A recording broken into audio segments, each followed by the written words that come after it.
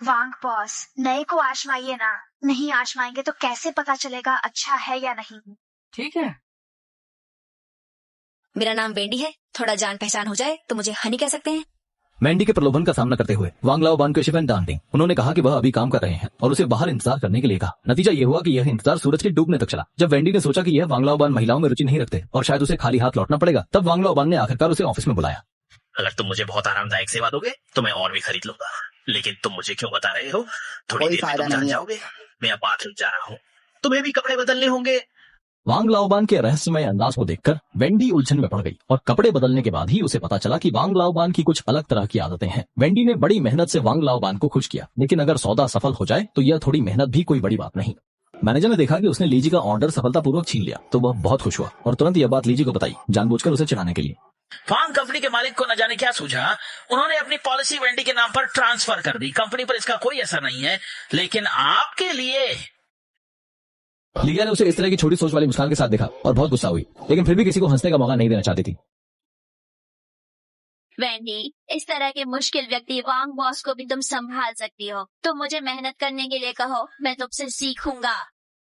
इसलिए लीजिए बहुत नाराज हो गई और तुरंत वांग लाओबान के पास जाकर जवाब मांगने लगी, लेकिन उन्होंने सोचा भी नहीं था कि ये बदमाश पढ़कर उन्हें पहचानने से इनकार कर देगा। वेंडी को आजमाने के बाद वह उसकी पहले की मेहनत को भूल गए।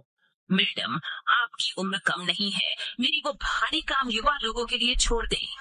अगर कहा जाए कि पॉलिसी खोने से सिर्फ लीजी गुस्सा थी, तो वांग लाओबान की इस बात ने उन्हें पूरी तरह से नाराज कर दिया। लीजी ने अपनी जवानी बनाए रखने के लिए इतनी मेहनत की, फिर भी कोई उन्हें बूढ़ा कह रहा है। गुस्से में लीजी बाथरूम में गई और खुद को फिर से सांप के झर का इंजेक्शन लगाया। ये पहली बार था जब उन्होंने एक ही दिन में लगातार 2 इंजेक्शन लगाए। शांत होने के बाद लीजा जनिंग दादा हुई को रास्ते में सोच रही थी कि ग्राहक को कैसे वापस लाया जाए, लेकिन उसने ध्यान नहीं दिया कि सड़क के किनारे कुछ पुलिस वाले सांप पकड़ रहे थे और सांप पकड़ने के लिए इस्तेमाल की जाने वाली हिंगुली फेंग गलती से लीजा के ऊपर गिर गई।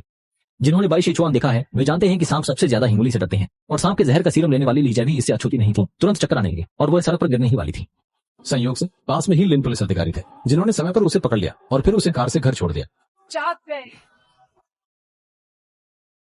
धन्यवाद, मैं ठीक हूँ। अनुभव छोड़ता। मैं अभी घर नहीं जाना चाहता, चलो कुछ पीते हैं।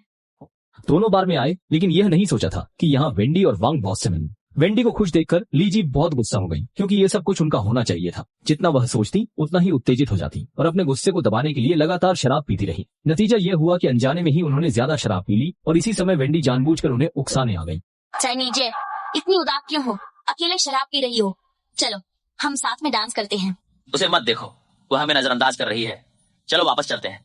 लीजे पूरी तरह से वहाँ नहीं रह सके। हालांकि जब किस्मत खराब होती है तो ठंडा पानी भी गले में अटक जाता है। उन्हें अचानक शरीर में असहनीय दर्द महसूस हुआ। यह देखकर पुलिस अधिकारी लिन उन्हें घर ले गए। लीजा को एहसास हुआ कि यह सांप के जहर के सीरम का साइड इफेक्ट है, इसलिए वह जल्दी से बाथरूम में गई और खुद को एक और इंजेक्शन लगाया। स्थिति में सुधार होने के बाद लीजा ने उस ब्यूटी सैलून से संपर्क किया जिसने उन्हें दवा बेची थी।